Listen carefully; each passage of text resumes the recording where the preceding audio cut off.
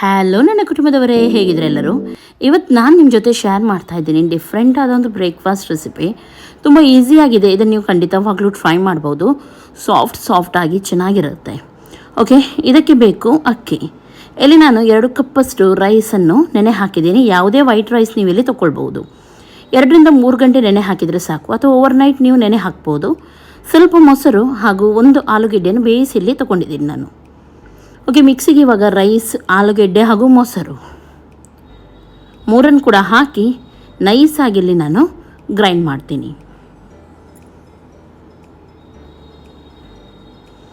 ಇವಾಗ ಬ್ಯಾಟರ್ ರೆಡಿಯಾಗಿದೆ. ಇದಕ್ಕೆ ಇವಾಗ ರುಚಿಗೆ ತಕ್ಕಷ್ಟು ಉಪ್ಪನ್ನು ಸೇರಿಸೋಣ. ಬೇಕಿದ್ರೆ ಸ್ವಲ್ಪ ನೀವು ಸಕ್ಕರೆಯನ್ನು ಕೂಡ ಆ್ಯಡ್ ಮಾಡ್ಬೋದು.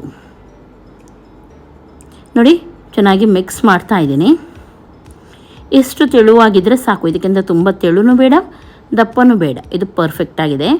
ಇದಕ್ಕೆ ಕ್ಯಾರೆಟ್, ಟೊಮೆಟೊ, ಹಸಿಮೆಣಸಿನ್ಕಾಯಿ, ನೀರುಳ್ಳಿ, ಕೊತ್ತಂಬರಿ ಸೊಪ್ಪು, ಜಿಂಜರ್ ಗಾರ್ಲಿಕ್ ಪೇಸ್ಟ್ ಇವೆಲ್ಲವನ್ನು ಹಾಕೋಣ. ಇಲ್ಲಿ ನಾನು ಕ್ಯಾರೆಟ್ ಹಾಕಲಿಲ್ಲ, ಸ್ಕಿಪ್ ಮಾಡಿದ್ದೀನಿ. ನೀವು ಬೇಕಿದ್ರೆ ಆ್ಯಡ್ ಮಾಡಿ, ಚೆನ್ನಾಗಾಗುತ್ತೆ ಕ್ಯಾರೆಟ್ ಹಾಕಿದರೆ.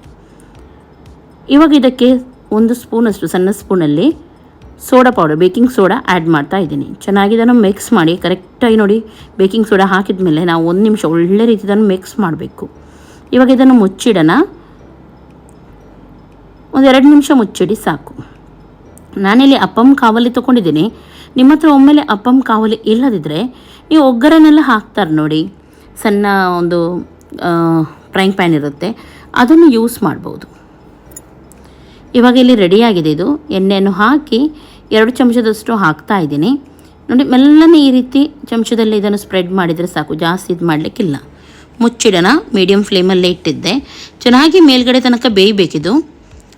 ಬೇಗನೆ ಆಗುತ್ತೆ, ತುಂಬ ಟೈಮ್ ಏನು ತೊಗೊಳ್ಳೋದಿಲ್ಲ. ನೀವು ಒಂದು ಕೆಲಸ ಮಾಡುವಾಗ ಇಲ್ಲಿ ಈ ಕೆಲಸ ರೆಡಿ ಆಗುತ್ತೆ. ಸ್ವಲ್ಪ ಎಣ್ಣೆಯನ್ನು ಹಾಕಿ ಇನ್ನೊಂದು ಸೈಡ್ ನಾನು ಟರ್ನ್ ಮಾಡಿ ಹಾಕಿದ್ದೀನಿ. ಸ್ವಲ್ಪ ದಪ್ಪ ಇರೋದ್ರಿಂದ 2 ಸೈಡ್ ಕೂಡ ನಾವು ಇದನ್ನು ಫ್ರೈ ಮಾಡಬೇಕು. ಸ್ವಲ್ಪ ಹೊತ್ತು ಇಟ್ಟು ನಾನು ಇದನ್ನು ಇವಾಗ ತೆಗಿತಾ ಇದ್ದೀನಿ. ಮೀಡಿಯಮ್ ಫ್ಲೇಮಲ್ಲೇ ನೀವು ಇದನ್ನು ಫ್ರೈ ಮಾಡಬೇಕು, ಆವಾಗ ಪರ್ಫೆಕ್ಟಾಗಿ ಒಳಗಡೆ ತನಕ ಇದು ಬೇಯುತ್ತೆ. ನೋಡಿ, 2 ಸೈಡ್ ಕೂಡ ಇದು ಚೆನ್ನಾಗಿ ಫ್ರೈ ಆಗಿದೆ. ಇದನ್ನು ಇವಾಗ ತೆಗಿಯೋಣ.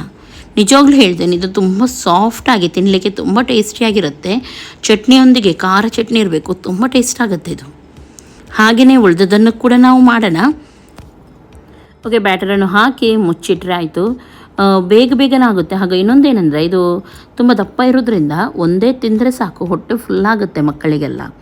ಹಾಗಾಗಿ ಜಟ್ಪಟ್ಟಾಗಿ ಇದನ್ನು ನೀವು ಮಾಡ್ಬೋದು. ಟ್ರೈ ಮಾಡಿ, ಒಮ್ಮೆ ಟ್ರೈ ಮಾಡಿ ಆದಮೇಲೆ ಹೇಳಿ ಯಾವ ರೀತಿ ಆಗಿತ್ತಂತ ಹೇಳಿ. ತಣ್ಣಗಾದ್ಮೇಲೆಲ್ಲ ಉಂಟು ನೋಡಿ, ಸಾಫ್ಟ್ ಆಗಿದ್ದು ತುಂಬ ಟೇಸ್ಟಿಯಾಗಿ ಇರುತ್ತೆ. ಓಕೆ ನೋಡಿ, ಇದೇ ರೀತಿ ನಾನಿವಾಗ ಎಲ್ಲವನ್ನು ಕೂಡ ಮಾಡಿ ಇಲ್ಲಿ ತೆಗಿತಾ ಇದ್ದೀನಿ. ಓಕೆ, ಇವಾಗ ರೆಡಿಯಾಗಿದೆ. ಇದನ್ನು ನಾನು ನಿಮಗೆ ಕಟ್ ಮಾಡಿ ಕೂಡ ತೋರಿಸ್ತೀನಿ. ಸ್ವಲ್ಪ ಬಿಸಿ ಉಂಟು ನೋಡಿ, ಸಾಫ್ಟ್ ಇದೆ. ನೋಡುವಾಗಲೇ ನಿಮಗೆ ಗೊತ್ತಾಗುತ್ತೆ.